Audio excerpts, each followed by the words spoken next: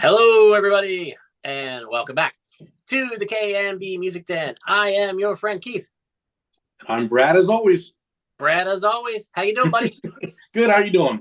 I'm doing well, man. I'm excited for this one. We keep rolling along with these R.E.M. albums, and I can't remember the order of who got sick first, me or you, but it's taken us a while to get to this one. So we start with a humble apology to our loyal fans. We do, yeah. What you drinking there tonight? Tonight we have Belhaven Scottish Ale. Oh, that looks cool. Yeah, switching it up. Is it a smooth? Is it bitter? What is it? It is smooth. It's a smooth. We got a smooth. It's a Scottish ale, so it's yum. Yeah, that's yum.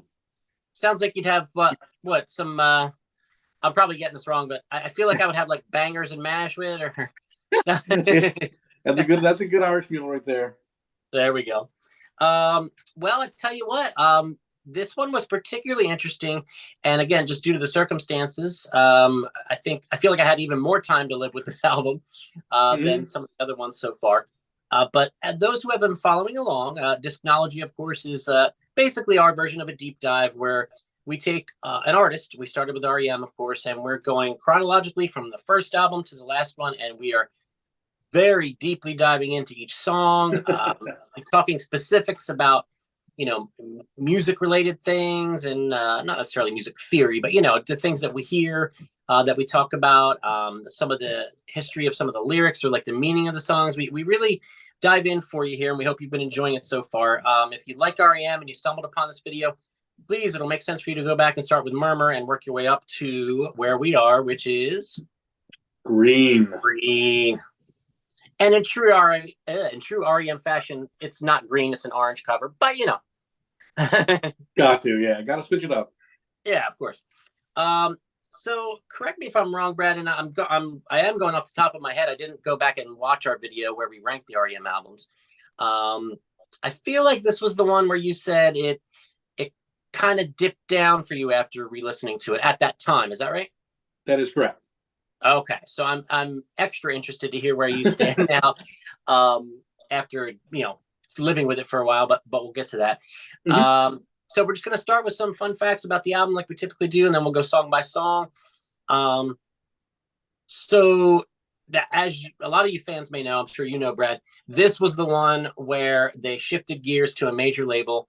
They left IRS and they signed with Warner Brothers. Yes, they did. So a lot more money, but that comes with a lot more expectations. Yes. And probably a lot more cooks in the kitchen, people sniffing around and things like that, I would assume. Although Warner Brothers, like IRS, and this was a huge deal to the band, which is one of the reasons they signed with Warner Brothers, they gave them exclusive artistic control and freedom of everything. They weren't going to tell them, all right, well, there was a song out 3 months ago that sounded like this kind of style, so you need to churn out one so we can have a hit and make money. They would definitely not sign anything that, for lack of a better way to put it, fucked with their art. Yeah. And I respect them for that a lot. Absolutely. No, I mean, this gave them their best chance to be, to write what they wanted. They didn't have to dive in looking for certain hits, and this would make sense for them. Absolutely was a good choice. Yeah, Warner Brothers. Well, obviously, we know the rest of the story. It turned out to be a great fit.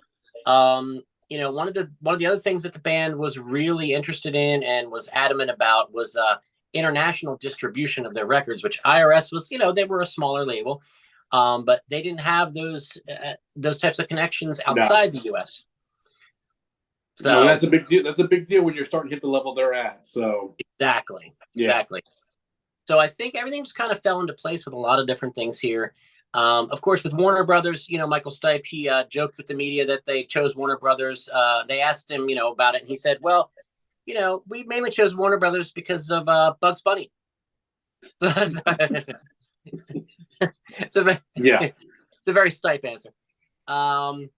But Scott Litt returns at the helm here to co-produce the album with the band, like he did on the previous one, Document, and we talked a bit about Scott Litt in the previous episode.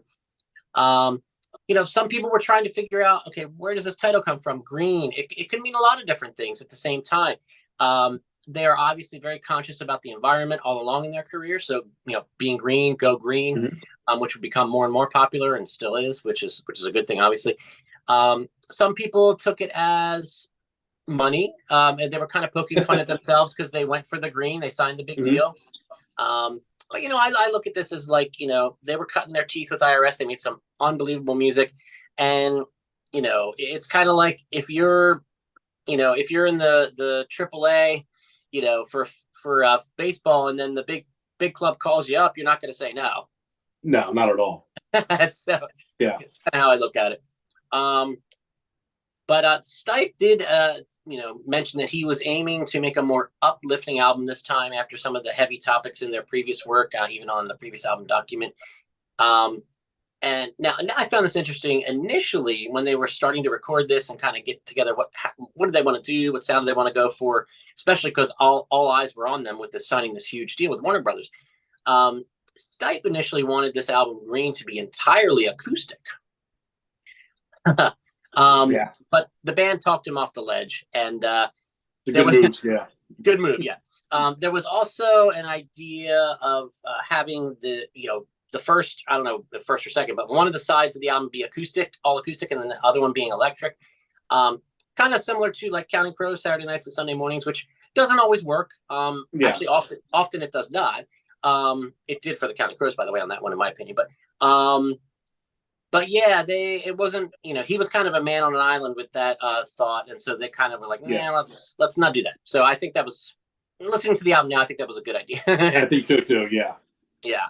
Which is kind of interesting too. I like the fact that, they do portray this all for one, one for all, 25% of all the credits because they all write together and things like that, which keeps them equal brothers in the band. And I think that was a huge decision they made right from the beginning. With Stipe, a lot of times with a band, the lead singer becomes like a dictator, quite frankly. Sure. So it's possible in a different band with a different dynamic that if Stipe would have said, "Hey, I want this new album to be entirely acoustic," everybody else would be like, "Yes, sir." But luckily, it didn't turn out that way. Although it'd be interesting to see what would have happened. But so, and I thought this was interesting. Melody Maker, the magazine back in the day, stated after a while when Green was out and people were digesting it, they said that it was the best record of the past 10 years. And it came out in like the late 80s. And Peter Buck of R.E.M. came out and said, "I'm sorry, it's just not." I would agree with that. I mean, the 80s had some great albums. What a bizarre statement.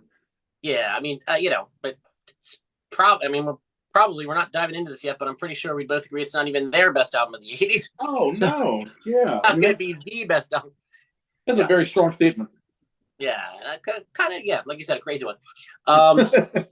So you've been keeping an eye on me, Brad, with these R.E.M. albums as far as the naming the sides, different things. Did you find out for this one for us?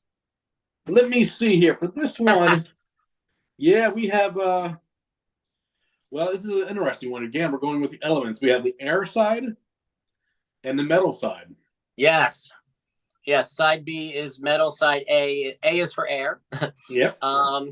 Actually, it's funny. I just noticed this now, but it's just one letter off from saying hair metal. But basically, yeah. That'd be a whole different thing. But so I am interested as we go along here, and I guess we'll go song by song and then talk more generally towards the end. Because, like I said, I remember that you when we re-listened to all the albums when we did the ranking quite a while ago, I remember you saying, this one kind of didn't hold up as much for me. Sure. I'm interested to see, what you say song by song here as we go. Yeah. We'll tackle that as we go. Yeah. So let's dive in here for the folks, buddy. This is fun. I've been waiting for this one. So we start with Pop Song 89. What a great title. So, I love the chorus lyrics. Should we talk about the weather? Should we talk about the government? Yeah. It's just, I can't imagine anyone else writing those lyrics for a chorus and making it work the way a band like R.E.M. did. I just love it. There's an infectious guitar riff for the song. It's pure Peter Buck, just vintage Buck. And it's kind of interesting because if you step back and look at this, what this song really is it's a pop song making fun of pop songs that turned out to be a really great pop song. Pop song, yeah. I mean, that's what it is. Yeah, I mean, sometimes that happens. Yeah. Trying to take kind of a parody at something, but it ends up being really in the wheelhouse. Yeah, but, yeah. I mean, to me, this is a great opening. I really enjoyed the opening track here. Good. R.E.M. seems to do pretty good at that. I mean, they seem to have it dialed in as to on both sides too, not just side A, but side B's. They've always been really good at bookending and closing tracks. They're very good with, what would you call that? The ordering of albums. I think they're very someone in there is very astute when it comes to the positioning of the track. So this was a good opener. Yeah, I totally agree. This is spoiler alert. This is one of my favorite R.E.M. openers of any album they did. And there's so many great ones to choose from. So yeah, and like I said about it, kind of making fun of pop songs and becoming a great pop song. Stipe was quoted as saying, "This is a complete piss take." That's what he said about the song. Have you ever seen the music video, Brad? You know what? I can't say I have. Okay. Because I remember seeing this when I was young, and it kind of struck me a little more when I was young. But in doing my research, I remembered, oh yeah, I remember this video.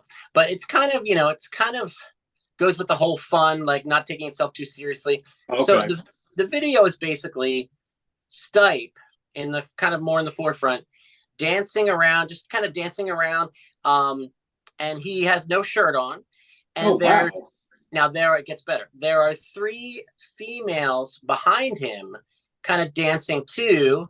And they all have like, I think it's like almost like black, and they kind of look like leggings, I think, just black leggings on.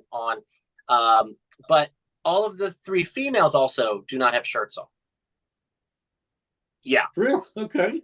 Yeah. So this had to be edited, of course, for at least for us stuffy Americans. So what they did was they decided to put bars, like a black bar over the, Oh, okay. But, in true R.E.M. having fun fashion, not just the 3 females, but Stipe's nipples were covered as well. That would make sense. Okay. And it's funny with the video because they're dancing and moving around a lot, so the bar keeps like having to follow. Trying to adjust. Yeah. It's a funny clip. It's pretty cool. But something I noticed about this song before we move on to the next one here, but I knew it, but I kind of didn't focus on it till recently. But if you notice, when he's singing the verse, like, hello, I'm sorry, I lost myself. I think I thought you were someone else, whatever. Yeah. He's singing the melody, but he's also singing it an octave below with himself. Oh. Yeah, so you don't really notice it, but if they took it out, it would be a different sounding song. So he's actually, like, hello, I'm sorry I lost myself. And then underneath, quieter, he's going, hello, I'm sorry I lost myself. Interesting. I didn't notice that. Okay. And it doesn't stand out as much because it's not a harmony. It's just the same note in a different octave. Oh, wow. So, but yeah, if you listen to that song again, then now that you know that, you won't be able to unhear it. I'll hear, both of them now. Yeah, but it's pretty cool. It's a very neat effect. He actually did that on, oddly enough, and I remembered liking this too, jumping way ahead to the album Up. Okay, yeah. The song Lotus. Interesting. If you listen to the verses in Lotus, he does the same thing. Okay. So, yeah, I just thought that was interesting. But, so let's move on, sir. The next song is a song called Get Up. Yeah. Get up, buddy. Get up and get ready to talk about it. Now, dreams, they complicate my life. And then the background vocals echo after that. Dreams, they complement my life. Mm-hmm. Which I thought was very cool. This has a simple, crunchy guitar chords. A lot of it's just back and forth between 2 chords in the verse. Very, very simple musically. But I think the vocals are the star of this song. And this is something I want to touch on this album quite a bit. I'm going to mention this. This is the first on the album of many examples to come of what I like to call the co-lead vocals. Okay, so the stuff that Mike Mills is doing, we've praised Mike Mills before. I'll tell you what. A lot, yeah, deservedly so. I have a feeling that Scott Litt, when they worked on Document, he's like, wow, Mike Mills is a really talented guy. And I think when they went into Green, whether it was conscious or not, I think Litt said, we need to unleash this guy more. Probably. Especially vocally. because there are so many examples throughout this album, and I'll point them out as we go. But this one where he's like, sleep, sleep, sleep invades my life, or whatever he says in the beginning, and then it's Mills in the background going, get up, get up, oh yeah, get up, and it's like they're kind of competing for your attention as a listener, and they're kind of trading back and forth and intertwining. Very cool. So it's not like your typical background vocal, like just a silly example, but the Beatles, "Love Me Do." It's like love, love me do, and then the background is love, love me do, and they're going together, but they're singing the same words, and it's cool. It works, but this is like a whole nother level. Oh yeah, yeah. Yeah, so it's what kind do of you a think step up from that whole call and what's it called? Call and answer. Yeah. Yeah, it's kind of like that, but a little bit more, a little bit more intricate. I would say that's exactly right. It's exactly what you're saying. There's two different voices calling for your attention at the same time. Yeah, and I love this song. I think I just love the interplay of the vocals, like we've been saying. And I want to get your thoughts, but before I forget, there's one more thing I found out in my research. The bridge of the song where it's just those two measures of those music boxes. Oh yeah, yeah. And then it just jumps right back into the song. It's hard hitting. The way that came about, Bill Berry, the drummer, actually had a dream about them finding 12, not 11, not 13, but 12 music boxes and winding them up in the studio, letting them go all at the same time and just recording it. Wow. Did they find 12 of them? They found 12. Okay. Because they were trying to figure out what to do with the bridge of the song, and it was kind of bugging them all. So he actually dreamed what they should do, and then and it's funny that he dreamed the answer because the song talks about dreams in the lyrics. Sometimes it manifests itself that way. Dude, it's crazy. But coming off of Pop Song 89, what do you think about this in the 2 slot? I like it. I mean, this is not one of my favorite songs on this album, but I do. It's a good track, and it fits pretty well right after Pop Song 89. So I'm okay with it. What is your why is it not near the top for you? Like, what is it about it, do you think? I'm not 100% sure. It's something on the ears with this song where I'm just not. It's a little too, not too poppy, because I mean R.E.M. does pop well, but it's a little bubblegummy on this track for me. Yeah. So I don't know. That's where it kind of sat with me on this. It's a little too happy sounding. I don't know. Yeah. Well, that's fair. It is happy. There's something about it I love though. But like you said, I mean, it's not like a stinker or anything. It's just like no. I mean, they don't write stinkers. So I'm kind of rating these. I'm rating it based off of great R.E.M. versus good R.E.M. So until we get to Around the Sun. The running R.E.M. joke. All right, Matt. So let's move on to the 3 slot. You Are the Everything. Yes. Now, if you remember when we did our perfect album picks with our buddy Dog from the Music Lab podcast, good old Dog.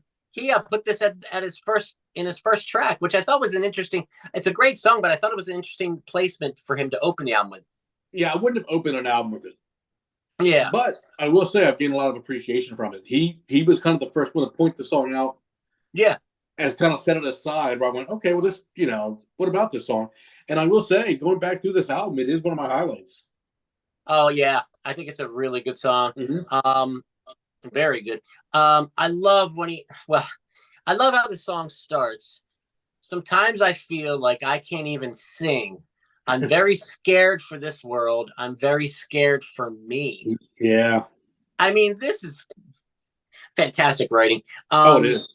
Yeah. Now, Peter Buck had a mandolin part, and Bill Berry just picked up a bass. Now, remember, on this album, on other albums they did this, but on this album they really did a lot of just grabbing whatever was around. Like, Bill Berry's the drummer, but he knows how to play bass, so he just picked up the bass, and they trade instruments a lot, which is a huge tip of the hat to the musicianship of every member of this band. Yeah, that's impressive. Yeah. Gosh, when you think about all the different instruments that Peter Buck plays and Mike Mills plays, and it doesn't get as much attention that Bill Berry plays several instruments. So yeah, they just kind of we're jamming on this. So you got Buck on the mandolin, right? You got Bill Berry picks up the bass. Okay. So if Berry's got the bass, what's Mike Mills going to do? Oh, he picks up an accordion. Oh, that makes sense. Yeah. So, and within like 20 minutes, they had the bulk of this song from what I researched. Yeah. So I think that's cool. Now, something I noticed too with this song, and this goes on throughout the album a lot on this album, more than previous albums. Not that it never happened, but then moving forward in their career too. I'm sure you noticed when Michael Stipe intentionally cracks his voice. Oh, yeah. Yeah. I love that. That's amazing. And that's so much harder to do than you think, to like control that and do it, have it come out the way you want it to sound and not sound like you actually made a mistake. Exactly. But I just love it so much. And like, it always seems to coincide with what he's singing lyrically, of course. Oh, yeah. Like when he's saying, like when he sings in the beginning, like I said, I'm very scared for this world. I'm very scared for me. Right when he sings, I'm very scared, right before he sings for this world is where you hear the first crack. And it makes sense because he's saying, well, I'm scared. I'm like, oh, I'm scared. Like my voice would crack, I think it's actually quite understated, but brilliant. And he seems to have a very vocal inflections and the emotions that he puts behind certain things, with those inflections, and he's very good at controlling that vocal to put off an emotion without even the word. You can tell how he's feeling. I mean, that's something that's kind of underrated with him, I think. I think you're totally right. He's a master at it. And it might sound silly, but there are vocalists that kind of had their signature styles. Like, for example, David Lee Roth with Van Halen, he would do that, Yeah. And Michael Jackson had dozens of them, the little, Oh, yeah.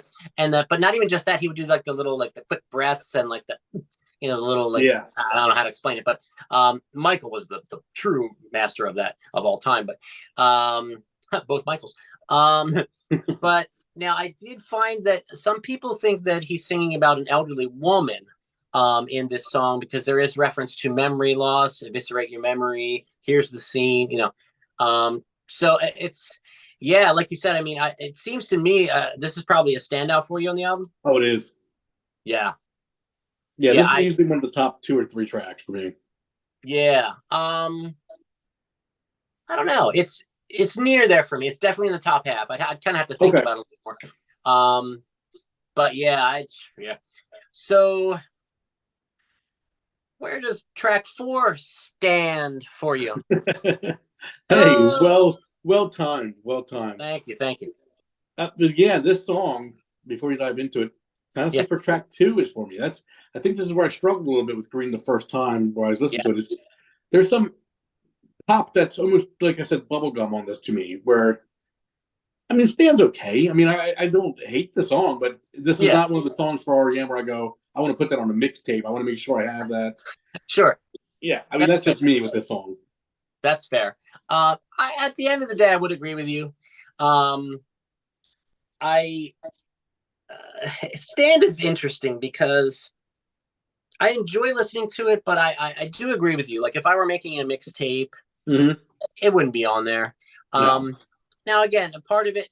Now, let me ask you this, because we've talked about this before. When something becomes poppy to the point where it kind of crosses over the line into what the word you like to use is campy. Sure. Would you say Stand is campy? It's bordering on it. Yeah, that's what I thought you'd say. It's bordering on it. Yeah. I think, you know what I think the truth is, and you might not even think about this till I say it, but I think that if any other band that wasn't R.E.M. put out this exact song, you would say absolutely it's campy. 100%. 100%. Yeah. Being that it's R.E.M., they can almost take it and make it that it's okay. But yeah, you're right. If I heard any other band pick the song up and play it, I'd be like, damn, that's yeah. Yeah. No, I hear you. But the lyrics I picked out in this one, there's a lot of silliness in this song, intentionally, of course. But I thought this was cool in one point where he sings, "If wishes were trees, the trees would be falling. Listen to reason, season is calling." It's actually kind of cool. So yeah, this song is super silly, super fun though. I mean, I think, and as far as sequence wise, like we talk about with the album being a piece of art, I think after You Are the Everything, this was a good place to slide it in. It makes sense for it, yeah, absolutely, because it needs picked back up. So yeah, it definitely does that. Now, have you ever heard of a young lady named Georgina Falzarano? I have not. Okay, well, we have her to thank for this song because she was a friend of Michael Stipe's. Okay. And he was fascinated by the way she would overcome her poor sense of direction. She was terrible with direction. So she told him that, she would stand in front of her house, and she would face her front door, and she knew that that was north. So she would be able to tell, from that being north, where west and east and south were. So now face north, now face west, throughout the song. He basically took kind of just a silly conversation they were having about her poor sense of direction and made it into a hit song. Yeah. Hey, these topics come from anywhere. So, I mean, that's where these writers pull shit from. I have no idea half the time, but it makes sense. I mean, yeah, that's cool, man. We talked about this before on other Discnology episodes with R.E.M. Like I said, his observational lyrics. Oh yeah. And it's just he's just a very observant guy. Yes, that and is. It has served him and his bandmates very well. Yeah. So he would make a great author. He would make a very good author, I think. Yeah. Yeah. He's very good at taking people and really paying attention to them. Yeah.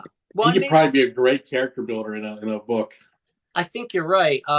And maybe that's why he gravitates to photography, if you think about it. It might be. It really might be. He's a master observer. He is. So I did notice I'm so very focused and very enthralled by the vocals on this album.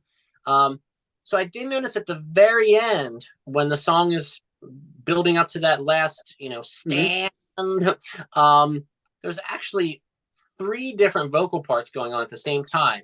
And it works great because, it's the stand in the place where you are, stand in the place where you are. Mm-hmm. And then your feet are going to be on the ground. But then Mills, if you listen carefully, Mills is also going, now face north.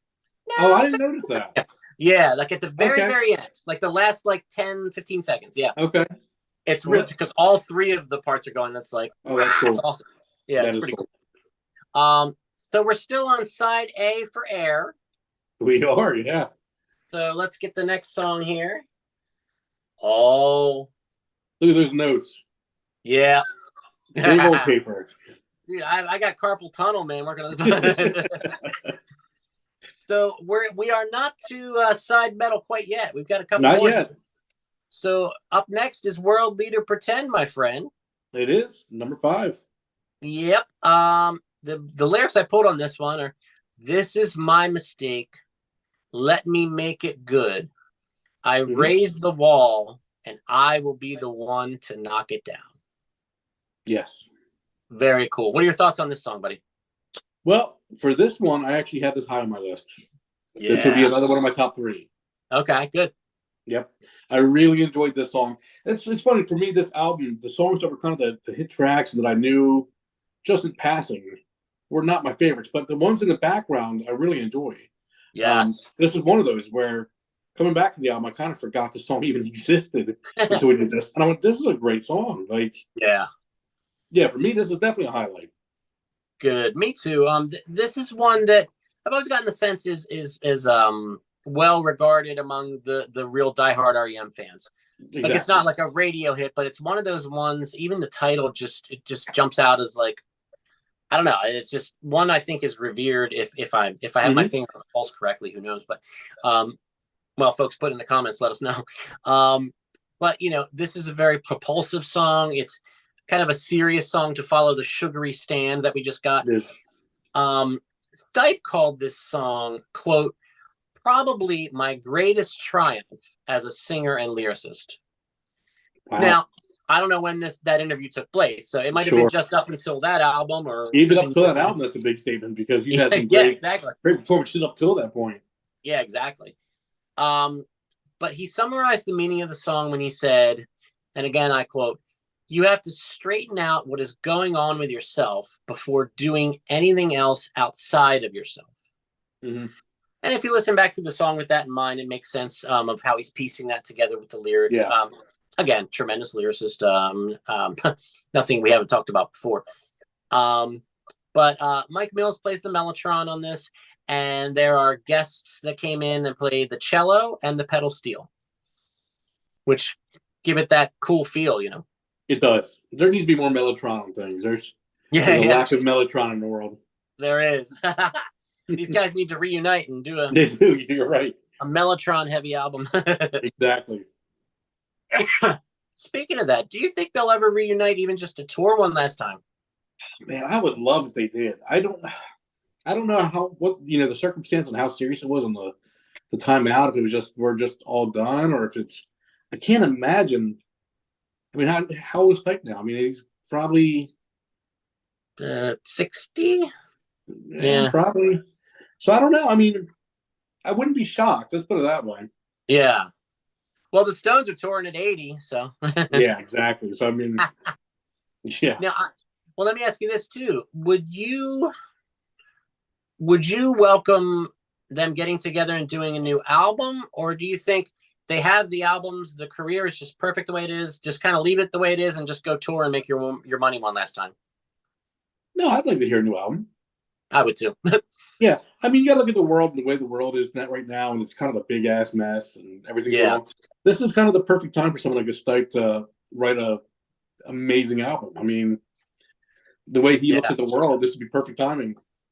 Oh man, I hope he watches this, or someone passes this video along to him, because man, how like life changing would that be if they got back together? It would be amazing. And we could do a whole nother video. Exactly. More content. No. Yeah.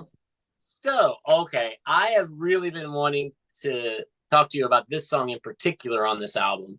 Okay. Because I'm really interested to hear your thoughts on the song that closes out side Air.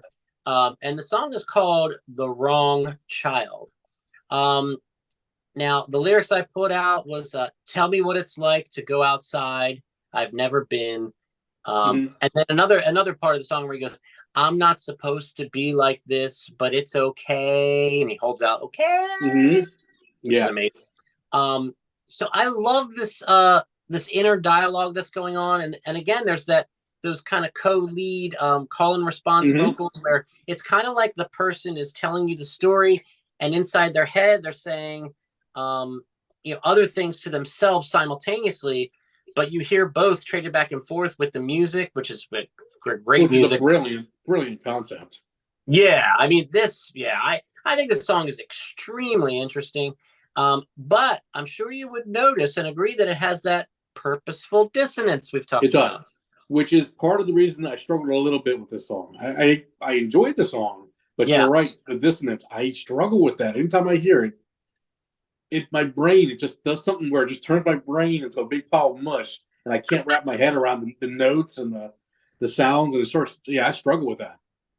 But would you agree, now don't agree just because I'm saying it, but would you agree that of all the purposeful dissonance songs, particularly in the R.E.M. catalog that we've tackled so far, not would you agree, but would you say that this one you were able to grasp onto the most?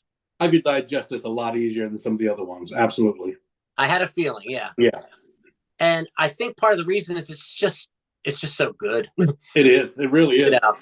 This is a song that, even though it has that dissonance in it, I would still add this to the top half of my album. So this did not drag the song down for me at all. No, I really, this is near the top for me, actually. I just, something about the creativity of it. Now Stipe, when he was asked about this song, it's obviously, it's from the eyes of a child who feels isolated, about they're laughing at me, and something about playing, but he said also what kind of came to him with the song is, he said he knows a lot of people who are physically handicapped. So it's kind of from that perspective too, of feeling like you're different, and maybe there's limitations to the things you can do. It makes you feel a certain way about yourself, maybe. So again, what an insightful, thoughtful, man, you know, again, he's diving into someone's brain and writing from their perspective. It's something he does so well. Yeah, just yeah. I say this all the time with this DISCNOLOGY series, but I mean, this band is just so they're just on a whole nother level in so many ways. Mm-hmm. Oh yeah, yeah. I mean, between Michael and the words and the verbiage, then you go to the music from Mike and Barry. I mean, they just you're right. They're just well rounded. I mean, there's no. And Michael is, I mean, that's the thing. Writing these songs from the perspective of the people he's writing about. I mean, like that one song, oh man, off the top of my head, I can't remember it, but the guy that lived in the two sides of the house. Oh, yeah. That's like buried into my brain now. Like it's so well done and interesting. So, I mean, he's got just a knack for that. Yeah. I can't remember the name of that song off the top of my head either, but it's on one of the previous episodes. Folks. It is, yeah. We were brilliant when we were talking about that. You can't miss TV. Can't miss TV. Yeah. So now we go to the metal side. The metal side. Yeah. So, Brad, the song that starts side metal. Mm-hmm. Oh. is Orange Crush. Man, I wonder how Michael got in and thought to write from the perspective of Orange Crush. The same way he writes about. How does Orange Crush feel? I mean, man. Yeah. Well, you know, a lot of people, and honestly, when I was young, I think for a while I did. I didn't know if I necessarily thought the song was about the soda, but I just always thought of the soda at least. Yeah. But yeah. And by the way, we got the holidays are coming up, and we just passed Thanksgiving, so we got here at the house. We got a tri-pack of soda cans. It was Wild Cherry Pepsi, Mug Root Beer, and honestly, I didn't even know they made Orange Crush anymore. But this was in the pack, so I saw this. I passed by this earlier today. I knew we were going to be filming. I'm like, you know what? I have to show this. Oh, absolutely! That's a great prop. Yeah. Now we're using props. So low budget, but still using props. So exactly. But yeah, you know the lyrics. Yeah, the follow me, don't follow me. I've got my spine. I've got my Orange Crush. Another example of those call and response co-lead lyrics or vocals. Excuse me. Obviously, the song is not about soda. It's about Agent Orange that was used in the Vietnam War. So it's again they do this thing where they take this very dark topic, very serious topic, and put it to this music that's upbeat, and you're singing along like, you know, I've got my Orange Crush, and it's like, you know, it's about like dropping this horrific poison on people during wartime, and it's just again, what band besides R.E.M. could pull off something like this in this manner? Yeah, he takes terrible subjects and wraps them in pretty packages and gives them to you. Yeah. So he's a master of that too. So so coming out of the gate for the second side, as you flip the vinyl over, we always talk about openings and closings and sequence. So A, what do you think of the song itself? And B, what do you think of its starting side metal?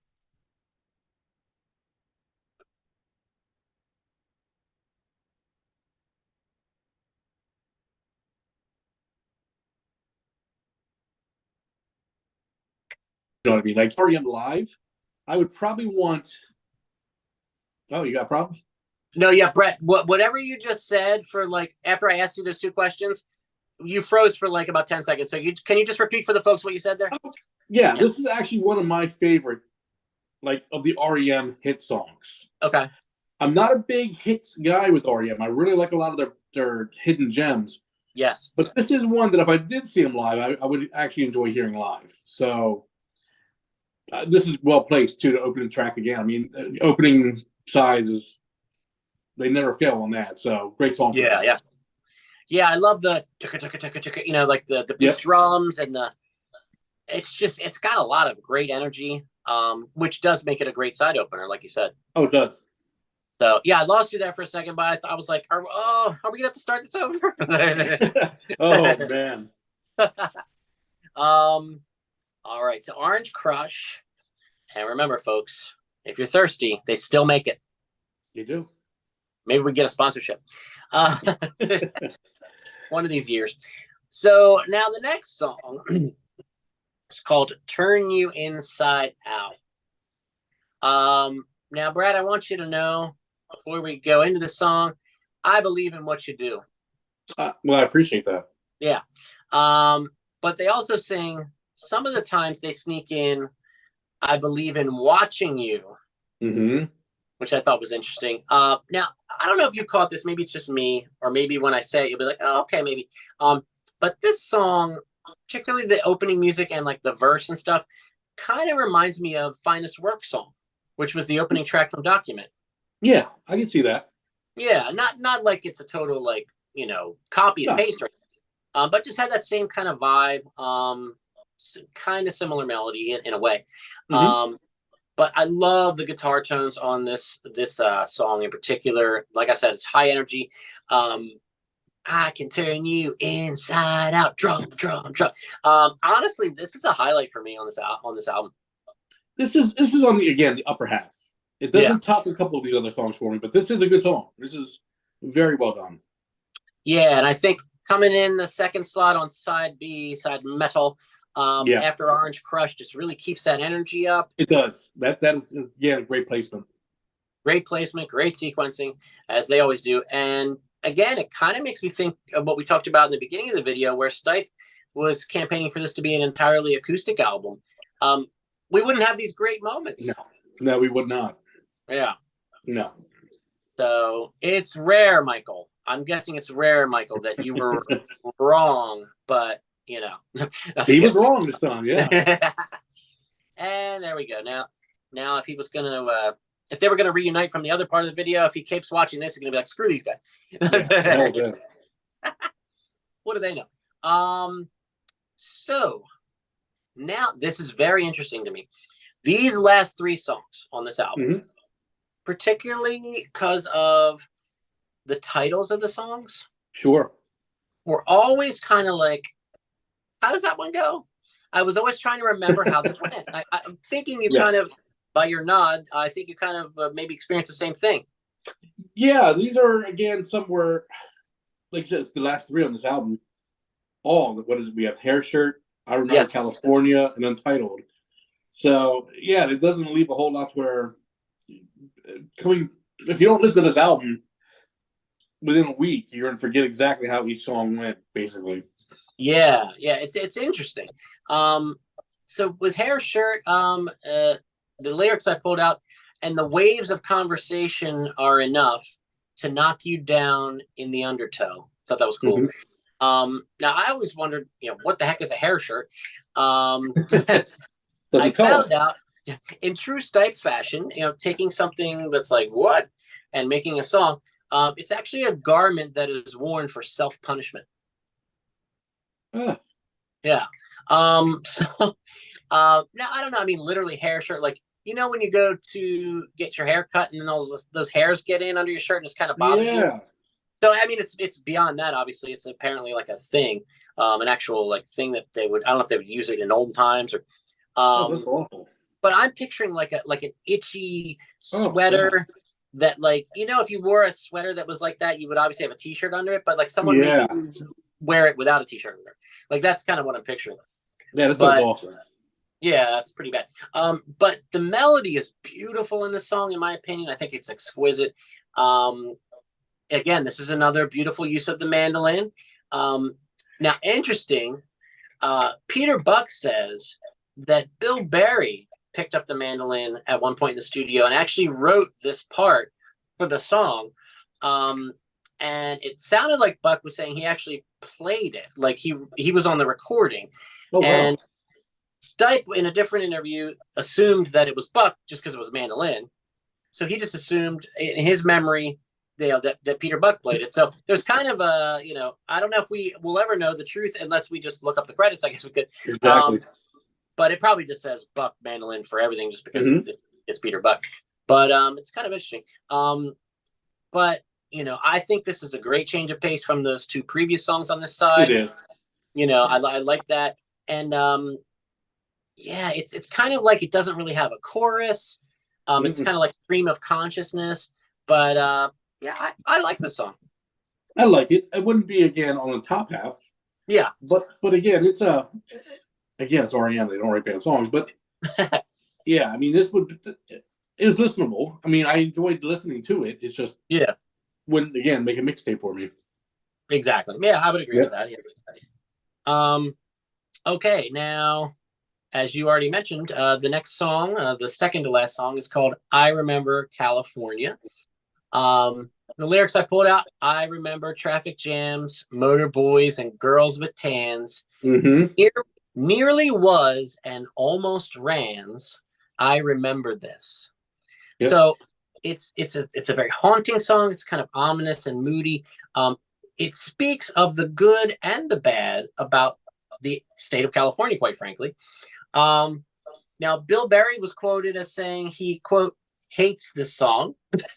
Really? Yeah. And in an interview in 1994, Stipe actually said, "I just despise the way my voice sounds on that song." That's so weird. So what this is one of my favorite. This is one of my favorite songs on the album. There you go. So it's very bizarre to me. Yeah, I think it's strong. I think it's really strong. Yeah. Yep. Yeah. Is this one you would have high up on your list, or is this? I think more in the middle, maybe. Okay. Yeah. Yeah. This would be a top 3 for me. Okay. Yeah. So that shocks me that he says that, but you're right. It's got that haunting melody. It's just kind of creeps along, and I enjoy it. Like, it's just peaceful, and I don't know, something about it just kind of grabbed onto me when I listened to it. And it's interesting that you have this in your top 3 because it's not as dissonant as some other songs, but there is a bit of dissonance in the guitar line. Yeah, but just enough to not go too far for it. Correct. Mr. Anti-Dissonance. Yeah, right. I'm learning to like it, I guess. Yeah, but I tell you, man, I think this is a strong track. Now we end with a song that's untitled. It's called Untitled in parentheses. The lyrics I have here: "Hold her and keep him strong while I'm away from here." So there's kind of a mystery, by the way, as to why the song was entitled, and it's not listed as a track on the back of the CD, for example. It's a simple song, and quite frankly, I think to end the album as a closer, I think it's a little bit of a whimper, as opposed to maybe "I Remember California," which ironically that's listed as the last song. Yeah. It's a cool idea, but I feel it almost feels like, to me, and who am I, but it almost feels like to me like they had this cool idea and they just kind of recorded it quick and they never finished it, if that makes sense. I know what you mean. It does feel unrealized. Like, it's, yes. Yeah. Like there's could have been more to this. Yeah, and it's not necessarily because it doesn't seem to have like a true chorus, because I don't always need that, especially from R.E.M. But it seems to be, it definitely seems to be about a person who's asking either a friend or a family member to look after his loved ones while he's away. So the sentiment is cool. I like the music. I like the melody. I don't know. I think it needed to go somewhere else and then come back to kind of make it a more interesting song. It just kind of seems, honestly kind of seems like they threw a demo on at the end. And yeah, and that's what I mean with the unrealized. It doesn't sound to me like it's like if you threw this back at them and had them go back into the studio for a little bit, I think they could come out with something a little bit more polished and ready. You know what I mean? This just didn't have that finished product feel to it. Yeah, and that being said, I don't listen to it and think, "Oh, this is terrible" or anything. But like we said, they don't do bad. No. But yeah, I don't know. Maybe it's the sequencing too, and like you said, unrealized was a perfect way to say what I was bloviating about.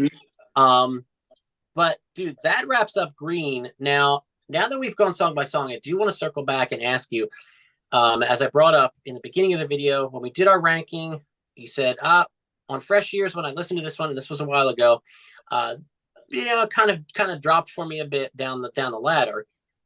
We've really taken some time with this one now. Where do you stand on it now? Oh, stand. Facing north. No, I stand by my original sentiment on it. Okay. I again, it's R.E.M. I could put this in and drive happily and go to where I need to go and enjoy the album. I would buy it on vinyl because it's R.E.M. Yeah. but it would definitely fall into the lower half of the R.E.M. for me. Okay. It's the songs to me just what's the word I'm looking for? It's kind of disjointed, this album. You got the pop mixed with song. I don't know. It doesn't feel like a very linear album in my mind. What's your thoughts on this? I agree with what you're saying. I couldn't see myself putting it in the top half. No. Because they have so many great albums. Yes. I do feel, however, though, for me, having lived with this and really taken the deep dive for several weeks now, I have more of an appreciation for it as an album whole than I did before. Sure.